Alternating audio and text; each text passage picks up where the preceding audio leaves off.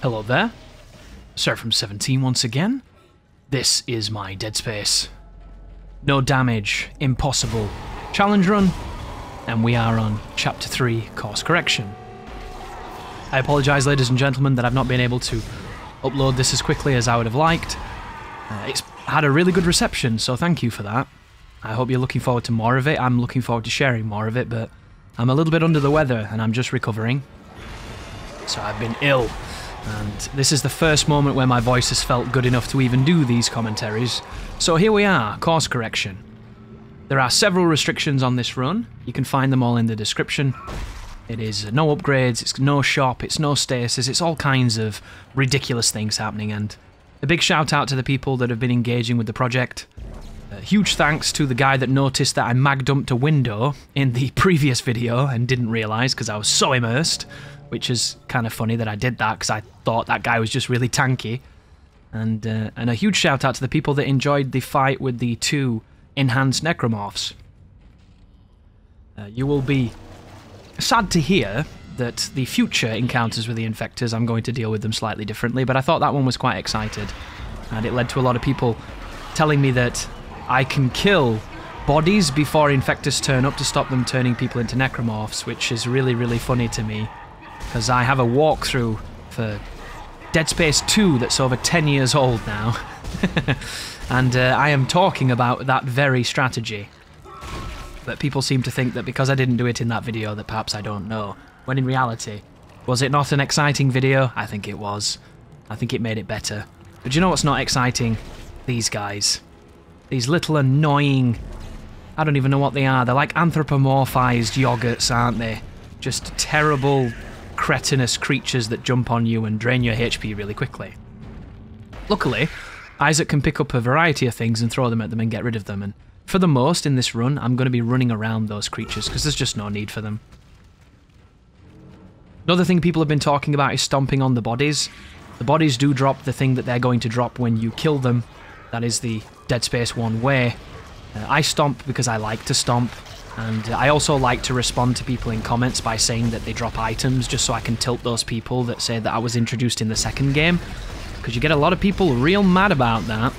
So if you see any of those comments, you'll understand what I'm doing. And you'll notice I just like stomping because it's fun. It serves a purpose in this run too because it allows me to have a moment of impact that transitions into the next scene.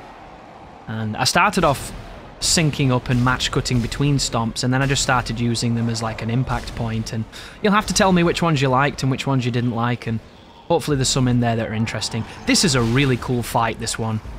Word of warning with the explosives though, if you do not direct impact people with explosives, the damage seems to be very random.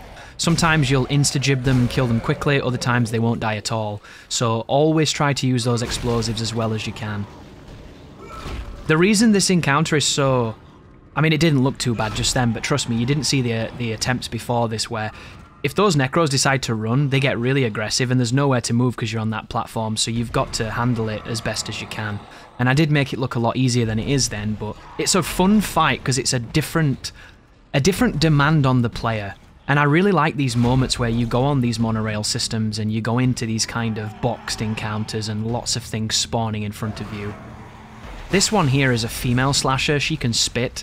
You can use that with telekinesis to get some effectiveness, but you're not going to see too much of it because I just killed them anyway. One of the things I love about Dead Space 1 is that in the first 5 chapters you can be as aggressive with your ammunition as you want to be. In that previous video where I wasted a bunch of rounds on a piece of glass, it doesn't hurt me, I'm always walking around with full plasma cutter because the game is good enough to allow me to survive. That will not be the case after the Leviathan. After the Leviathan, everything changes, guys, and if you're looking to see me, not necessarily struggle, but have to get really creative, those are the videos you're going to enjoy, because that's when I start doing some of the silliest things I've ever done in Dead Space, and that's where this run's really going to come alive. But we've got a couple of lurkers here. Lurkers are really interesting, they've got some strange programming. They like to jump on you, and when they jump on you it's mandatory damage, so you can't even get the satisfaction of kicking them in the face. And this is me trying to move back through this zone, but one of those creatures has just turned up, so I'm going to use this lunchbox to try and kill him. The lunchbox doesn't seem to be very effective though on that one, maybe it didn't hit him correctly.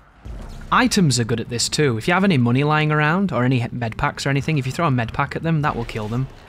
I think I'm going to shoot him. Yeah, I remember this. So, I did try, guys, but sometimes the game just doesn't want to let you do it. And now we have the famous decontamination room. So, I like to stand back here and just take people out. They're going to drop from the ceiling, and if you've played a lot of Dead Space 2, you'll probably remember this slightly differently. The pacing here is really good, though. It's got a lot of dread, it's got a lot of tension, and it's got an appropriate amount of enemies to put a pressure on the player, but not too many to feel like it's quite a slog. One of the things I love the most about Dead Space 1 is it does a lot with a little. Like, this room here is a handful of slashers and a leaper, and it's enough to be memorable because these enemies are dangerous unless you deal with them. And I just love the simplicity of it. What wonderful atmosphere and what a great game. Now I'm going to go and crunch some bodies and tilt some more people with my stomps. That being said though, guys, it is a good idea to do that in the later games because they do reward you with things. But stomping here is purely cosmetic and it's awesome. Here is one of our first puzzles with zero gravity. You're not going to see too much of this puzzle, guys. You're just going to see me trigger the leapers to turn up and then I'm going to kill them with the explosives. I really love these zero-G moments because you get snuck up on by enemies thanks to the vacuous sound. And at this moment, I don't think I was entirely certain of what the trigger was, because I know that there they are. I knew they were somewhere, but I didn't know exactly where they were, and you need to be very careful of them leapfrogging close, but these explosives will kill them instantly. They're so strong. And then from there, you just want to loot the room and get as much ammunition as you can. This run, for the most, is going to be all about how you want to engage and what you want to do. But later on, it definitely becomes a game about using your ammo wisely. And if you're good at the Leviathan fight and you don't mind fighting it for a long time, you can probably use its own pods to get around the problem that I'm going to be facing. But one of the things that tends to happen with my restriction runs is I always run into these like brick walls and I make them work. And I don't always get to finish my runs. Sometimes my runs do die. It's the nature of the beast.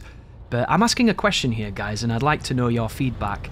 Do you prefer the fact I do these stupid runs even though I'm not certain they can be done or done in the run that I'm doing? Or would you prefer them to be more stripped back and simpler, but guaranteed to be successful? Because recently, Carcinogen has had some problems with Callisto Protocol, talking about accidentally taking damage, and he's deleted all his videos and wasted all his time, and he got really upset about it. And I get it, man, I do. It happens to the best of us. It's going to happen. It's just the nature of the beast. But I also think there's nothing wrong with having a flawed run on the channel. To me, sometimes I think those flawed videos and those moments where you aren't at your best are some of the ones that people gravitate towards the most, because when you watch a perfect run, it makes the player look almost inhuman.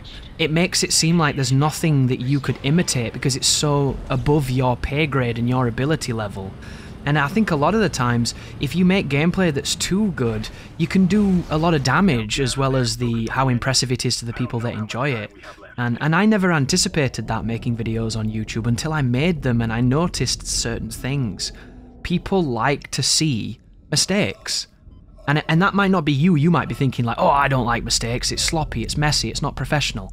I get it, man, I get it. But there's this percentage of people that like to see the moments where it goes wrong. They like to see what you do when things don't go to planned. Planned. That was a weird piece of English, wasn't it? When things don't go to plan, sorry. And I do think that those humanizing moments add character. There's a lot of character building in them. You can usually get the machine to kill this guy. You don't have to shoot there at all. Don't worry about shooting early on though, guys. You have way more ammo than you need. I'm running around currently with like 250 plasma cutter rounds. I'm very comfortable and I'm confident that I can shoot my gun as much as I want to be. That will not last though, and it's going to get real interesting once we hit into hydroponics and beyond. But up on this balcony, we're going to be taking on a couple of leapers that we've just killed, and over here there's some ammunition, and then when you come through this doorway there's a weird scare in this room that can sometimes happen, which I've transitioned out of. I think it's later on. But that leads us to this sequence. So the tentacle drag, one of the more famous moments from Dead Space, and something so famous that Glenn decided to do it 55 million times in Callisto Protocol. And the idea here is very simple. You shoot the pustule on the tentacle, you break it, and you survive. And if you don't, you die. The problem is the sensitivity on those moments is like a drunk sailor on a skateboard. It's just unbearable to control. It doesn't feel good. It feels really weird. And you have to shoot them a surprisingly large amount. That tentacle sequence is going to turn up a couple more times in this game, and every time it does, they scale up how much you have to damage it. By the end of the game, you will have to shoot that tentacle over 20 times, and it just becomes absurd. One of the hardest parts of this challenge run is doing that final tentacle sequence, and I just can't really justify why that is. To me, each of those drag moments you should have to shoot it one time. Shoot each sequence one time, and at the end it should break. I don't think you should have to burn what precious ammo you don't have to do a scripted cutscene. And I don't know why they didn't make your ammunition infinite, because it just feels cheap. But that's the way it works, and we have to deal with it. But here is a room with a slasher that doesn't understand how the doors work, so they're about to have a very bad day. And speaking of bad days, this room has an interesting glitch on PC. So do you see the biological matter that's all over the ground there? If you step on that, it removes the mouse fix. So your mouse goes back to being heavily mouse accelerated and mouse decelerated. And the smoothing is off the charts. You've got like a million different filters on the mouse, and it feels like you're holding a cat, and the cat is holding a mouse that's connected to another mouse that's connected to your PC. And you don't want anything to do with any of that because it's miserable. This is rare footage of a player dropping a semiconductor. You would normally never do that because they're worth so much money, but this is indeed a no shop run, so it doesn't matter. And then this room is really cool because there's lots of people to kill. This is one of the busiest fights in the game, and this really kicks off, but the telekinesis doesn't want to help me. And you can hoard a lot of these guys together and blow them up with the explosives if you want to. It's totally a good strategy to save ammunition. But in these early videos, you're going to see me try to shoot as much as I can and really engage. And if you've watched my videos before, you know I play games to play them. I don't play to run or to hide if I can avoid it. I want to fight. So that's what I'm going to do, every opportunity I can. Here is the Pregnant. If you don't know this creature, it is just a larger slasher that if you attack in its stomach region, it will birth creatures.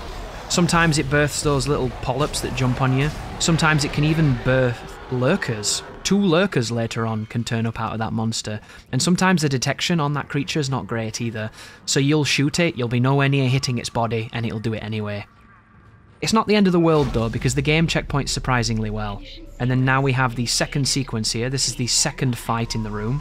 This is a much bigger fight than the previous one, and it has more dynamic spawns because they're going to be coming from all kinds of sides of you. And there's a guy to my right now, but I'm not looking at him because if I look at him, he can run. So I'm going to wait for him to get close, and then I'm going to stun him with the gun, and I'm going to get them all as close as I can before I start using some of the explosives to make this a bit more festive. But I'm doing a lot of shooting, so maybe I'm not even going to do that. Maybe I'm just going to save them. This game is so much fun, guys. If you've never played Dead Space, you totally should. It is a beautiful experience. There's the Leaper. One strategy you'll see me doing a lot, guys, you might be watching this and thinking, wow, you're about to die, this is really scary, but if you understand the AI, and if you understand how the stuns work, you're not in any danger at all unless you get unlucky. You can use a lot of crowd control here just by understanding mechanics, and shooting the necromorphs in their weak points to flinch them is so powerful. And you'll see it a lot, because it's one of the ways that you can kind of condition them and kite them. Camera manipulation is really big, as is understanding when to shoot and when not to shoot. It's the same with the Leapers. Understanding the Leapers' moveset is super, super important, because if you don't, they're going to take advantage of you because they're a lot faster than you are. Is this where the shop is a trap? It is. Do not go on that shop, guys, or he will come and bite you while you're playing. And that's one of the classic scares, that, because usually when you come in these rooms, you are completely safe, and he exists to put that doubt in your mind. It's beautiful design when you think about it, and it's very devious. But we're coming up now on the end of this video, guys, so thank you so much for watching. I apologise for the delay, and most importantly, you take care now.